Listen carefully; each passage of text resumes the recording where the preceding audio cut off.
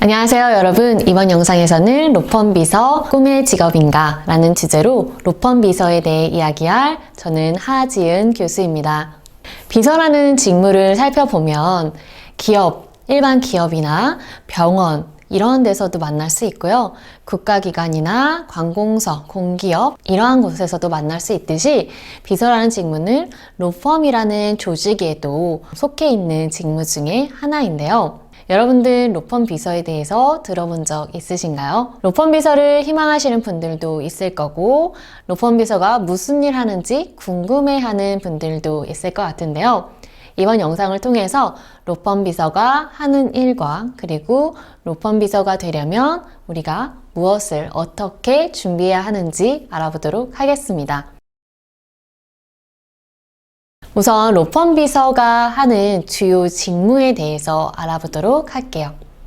로펌 비서가 하는 일에 대해 알기 위해서는 로펌 비서들이 일하게 될 그 조직에 대한 이해가 먼저 되어야 하겠죠. 로펌이라는 곳이 어떠한 곳인지 그리고 그 안에서는 무슨 일들이 일어나는지 알아야 내가 그 안에서 비서로서 무슨 일을 하게 될지 알 수 있게 됩니다. 로펌이라는 곳은요, 법률 서비스를 제공하는 회사라고 생각을 해주시면 됩니다. 여러분들이 뉴스나 다양한 기사 뿐만 아니라 드라마나 영화를 통해서도 변호사라는 직업은 많이 접해보셨을 거예요. 이러한 변호사들이 자신의 어떤 법률적 지식과 전문성을 활용해서 법률 서비스를 제공할 수 있도록 하는 회사가 로펌이라는 곳인데요. 이 로펌에는 변호사들도 있지만 변호사를 보좌하게 되는 우리 로펌 비서도 있고요. 그 외에 다른 회사들처럼 인사 업무나 총무 업무를 담당하는 직원들도 있고 홍보를 담당하는 분들도 계세요. 그리고 이러한 법률 서비스라는 것이 단순히 법에 대해서만 생각을 하기보다 그 법이라는 것도 종류가 굉장히 많잖아요. 그래서 이 전문 분야에 따라서도 하게 되는 일들이 다양하고요. 이 로펌이라는 조직 또한 회사와 같은 개념이기 때문에 회사들이 IT나 제약, 외국계 이렇게 있는 것처럼 로펌도 각각 자신들의 전문 분야와 관련된 법률 서비스를 제공하는 로펌이 있고 모든 것들을 다 담당하는 그렇게 되면 각각 전문 분야의 변호사들이 이 하나의 로펌에 소속되어 있는 거겠죠. 이렇게 구성되어 있는 로펌도 있습니다.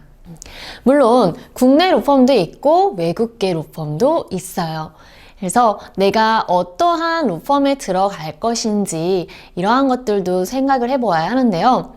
많은 분들이 이제 10대 로펌, 4대 로펌 이렇게 이야기를 많이 하기도 하는데 이 리스트는 우리가 일반 기업들도 어떤 매출액 순위나 회사의 규모 이러한 것들을 기준으로 어떤 순위를 매기잖아요. 그러한 것처럼 로펌들도 각각 매출이나 규모, 이러한 성과나 실적에 따라서 순위가 리스트업 됩니다. 그럼 그에 따라서 10대 로펌, 4대 로펌 이렇게 이야기를 하기도 하고요.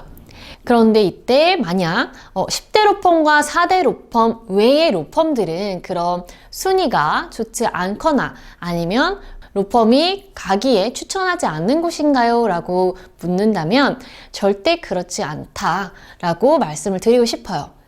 이 10대 로펌과 4대 로펌이라고 하는 이 리스트는 정말 그대로 순위 리스트에 있는 회사들일 뿐이고요.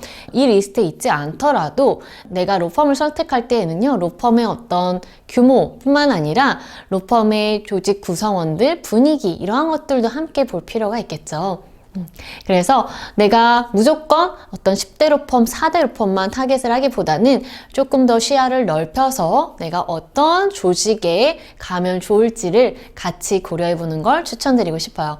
그럼 이러한 법률 서비스를 제공하는 회사인 로펌에서 비서라는 직무는 어떠한 일을 하게 되는지 한번 살펴보도록 하겠습니다. 로펌 비서라고 하면 말 그대로 로펌에서 일하는 비서죠. 그럼 로펌에서 누구와 함께 일을 하느냐? 대부분은 변호사를 어시스트하는 업무를 하게 됩니다. 이때 내가 보좌하는 변호사가 한 명이 될 수도 있고요. 2명 혹은 3명이 될 수도 있습니다. 이건 로펌에 따라서 그리고 내가 가게 되는 이 포지션에 따라서 조금씩 달라지게 되는데요.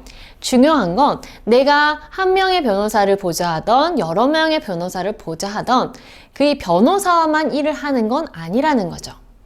다른 회사들과 마찬가지로 로펌 비서도 이 조직 안에서 일을 하는 이 구성원 중에 한 명이기 때문에 변호사님과 그리고 이 변호사들과 함께 일을 하는 다른 코워커들, 다른 변호사님들, 그리고 이 비서라는 조직, 다른 비서분들도 있을 것이고 또 그 외에 다른 업무를 하는 직원들도 있겠죠. 그래서 회사 내에서, 로펌 내에서 함께 일하게 될 직원들과도 협업을 하게 됩니다. 그리고 가장 중요한 거는요, 이 변호사가 업무를 진행하는 데 있어서 가장 밀접하게 만나게 되는 우리가 클라이언트라는 고객분들이 있죠. 이 비서는 클라이언트 관리도 해야 되고요. 클라이언트들과 직접 대면하거나 이야기를 나누면서 업무를 진행을 하게 됩니다.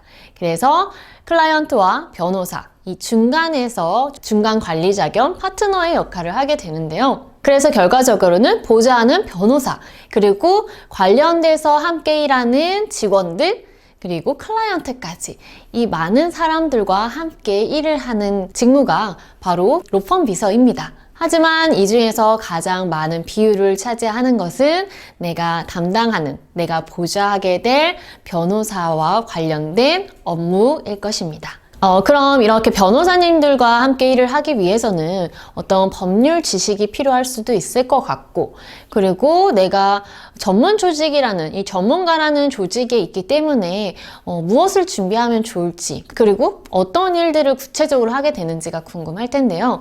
기본적으로 내가 보좌하게 될 변호사가 어떠한 분야의 소송이나 법률 서비스를 진행하느냐에 따라 사실 이건 달라집니다. 일반적으로는 이제 변호사님들이 소송 업무를 진행을 하게 될 수 있고, 자문이나 고문 업무, 이제 회사에 어떤 피드백을 주고 조언을 해주는 이러한 역할을 하게 될 수도 있고요. 또 기업 간에 합병을 하게 되는 이러한 계약을 체결할 수 있도록 도와주는 역할을 하기도 합니다. 그리고 그 안에서 좀 상세하게 본다면 어떤 전문 분야, 즉 의료, IT, 투자, 연예계, 이런 여러 가지 종류들의 분야들이 있죠. 이러한 자세한 영역에 따라서 또 하게 될 일들이 달라지고 만나게 될 사람들도 달라질 수는 있겠죠.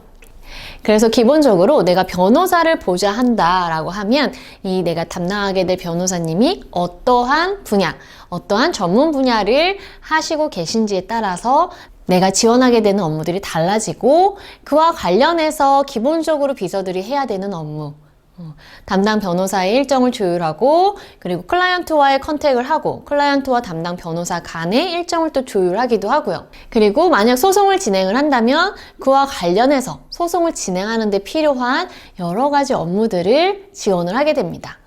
예를 들면 소송 문서를 작성하기도 하고요. 소송 일정을 체크하기도 하고, 증거 자료를 정리해서 제출할 수 있도록 준비를 하기도 합니다. 그리고 문서 편집 기능은 당연히 하게 되겠죠. 그 외에도 이 소송 기록들을 관리를 해야 되고 사건 관리를 해야 되는 업무들도 하게 될 거예요. 그리고 변호사에게 어떠한 사건이나 일을 위임한 이 클라이언트들과의 업무, 그리고 클라이언트의 정보 관리, 이러한 것들도 함께 하게 됩니다. 그리고 로펌을 준비하는 분들 중에는 송무나 빌링에 대해서도 한번 들어봤을 텐데, 이러한 것들도 하는지 궁금하실 텐데요. 이 또한 내가 담당할 변호사에 따라 달라집니다. 만약 담당 변호사가 소송과 관련된 업무를 주로 많이 한다면 송무와 관련된 일을 하게 될 수도 있고, 아니면 그와 관련된 지식을 습득해야 될 수도 있습니다. 하지만 이 부분은요, 여러분들이 입사하기 전에 무언가를 공부해야 된다라기보다는 입사를 한 후에 업무를 하면서 자연스럽게 익히게 되는 것이기 때문에요, 크게 걱정하지 않으셔도 되는 부분이고요. 빌링은 쉽게 말하면 회계 처리 업무예요. 그래서 여러분들이 회계와 관련된 지식은 학과에서 공부를 하면서 충분히 습득하실 수 있기 때문에 이 부분 또한 크게 걱정하지 않으셔도 되는 부분이 될 것 같습니다. 자, 그럼 이번엔 로펌 비서가 되기 위해서 우리가 앞으로 학과 생활과 함께 무엇을 준비해야 하는지 알아보도록 하겠습니다. 일단 로펌 비서가 되기 위해서 법률 지식을 꼭 알아야 하는 건 아닌지 궁금하실 텐데요. 사실 법률 지식이 있으면 업무를 하는데 수월하기는 하지만 필수 조건은 아닙니다. 그래서 여러분들이 그러한 것들보다는 일단 기본적으로 준비해야 되는 것들이 있는데요. 우선 학점 관리가 되겠습니다. 여러분들이 취업을 하기 위해서 기본적으로 많이 신경 쓰게 되는 부분이기도 하지만 로펌을 취업할 때 이 학점은 학생으로서의 어떤 성실도를 보게 되는 요인 중에 하나가 돼요. 그래서 학교를 다니면서 과목별로 얼마나 성실하게 임했는지를 살펴보는 어떤 지표가 되어주기 때문에 학점 관리를 잘 해주시면 좋을 것 같고요. 그리고 두 번째로 우리가 준비해야 되는 것 중에 하나는 자격증입니다. 자격증은 어떠한 명시되어 있는 자격증이 있다기보다는요, 업무를 하는데 필요한 자격증을 취득을 해야 되는데요. 기본적으로 문서 활용이 가능한 문서 활용 능력을 보여줄 수 있는 자격증 종류, 그리고 그 외에 회계 처리 업무를 할 수 있는 자격증, 이러한 것들을 취득을 해두시면 좋습니다. 그런데 이러한 부분들은 학과 생활을 하면서 여러분들이 교수님들과 공부를 하면서 충분히 취득할 수 있는 부분이기 때문에 열심히 학교 생활하면서 자격증 일자가 다가오면 시험을 응시하시면 되겠죠. 그리고 세 번째로 준비하면 좋은 것이 경험이에요. 학생일 때 파트타임을 많이 하게 되기는 하는데 이때 도움이 되는 경험을 좀 쌓고 싶다 한다면 학과 내에서 진행하고 있는 다양한 활동들 뿐만 아니라 여러분들이 방학 때나 시간적 여유가 될 때 로펌에서 인턴을 채용하는 경우들도 있어요. 혹은 이제 사무직 파트타임을 하는 경우들도 있는데 이러한 직무 경험을 쌓아두시는 것도 많은 도움이 됩니다. 그리고 요즘에 필수적으로 준비해야 되는 것 중 하나가 이제 외국어죠. 그 중에 어떠한 언어를 하면 좋을지 궁금하실 텐데요. 다양한 언어를 무조건 많이 해야 된다? 혹은 영어를 굉장히 유창하게 잘해야 된다? 이러한 것보다는 업무를 진행하는데 커뮤니케이션 할 수 있는 정도면 됩니다. 그러니까 기본적인 대화가 가능한 정도면 되겠죠. 전화 응대라든지 손님이 왔을 때 손님을 응대할 수 있는 정도의 커뮤니케이션은 기본적으로 할 수 있도록 하는데요. 이 부분도 학과 생활을 하면서 배우고 충분히 익힐 수 있는 부분이기 때문에 여러분들이 졸업하기 전에는 이 모든 것들을 준비할 수 있는 시간이 주어진다라고 생각해 주시면 됩니다.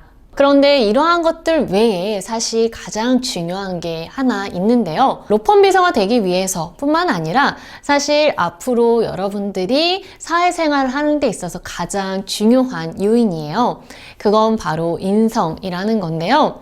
인성은 우리가 사람 됨됨이라고 이야기를 하기도 하지만 이는 한편으로는 이제 성실도와 그리고 상호 간의 이 대인관계에 있어서 얼마나 바른 인성을 가지고 있는가에 대한 부분입니다. 이 부분은 내가 면접 때 잘 보이고 싶다고 해서 표현할 수 있는 부분이 아니에요. 평소에 내가 어떠한 언행을 잘 갖추고 있느냐, 관리하느냐에 따라서 자연스럽게 묻어나는 것이기 때문에요. 평소에 내가 어떠한 마음가짐, 행동을 갖고 있느냐, 이러한 것들이 굉장히 중요한 요소가 됩니다. 그리고 특히나 이 로펌에서 바라보는 관점에서의 인성은요, 클라이언트들과도 응대를 해야 되기 때문에 정중하고 신뢰감을 줄 수 있는 언행이 필요하고요. 그리고 이제 일을 할 때에도 내가 능동적으로 하려는 어떤 태도가 필요하고요. 함께 일을 하는 사람으로서 상호 공감하고 배려할 수 있는 이 협업에 대한 마인드도 갖출 수 있도록 하면 좋겠죠. 그리고 가장 중요한 건 이러한 로펌이라는 조직에서는 보안이 굉장히 중요한 요소이기 때문에 철저한 보안 유지를 하기 위해서 그리고 도덕적으로도 바람직한 습관을 가지고 있는 것이 굉장히 중요합니다. 이러한 부분은 인적성 검사를 통해서 알아보기도 하지만 이 인적성 검사를 알아봤을 때 그에 대한 결과값과 실제 대답하는 것과 비교를 하는 경우들도 있어요. 그래서 항상 여러분들이 지금 가지고 있는 좋은 인성을 잘 보여줄 수 있도록 평소에 관리를 잘 해두시면 좋겠죠. 이렇게 로펌 비서가 하는 일과 그리고 앞으로 우리가 준비해야 될 것들에 대해서 간단하게 알아보았는데요. 앞으로 여러분들이 학과 생활하면서 차근차근 잘 준비할 수 있는데 도움이 되었으면 합니다. 그럼 저는 여기서 인사드리고요. 다음에 다시 뵐게요. 감사합니다.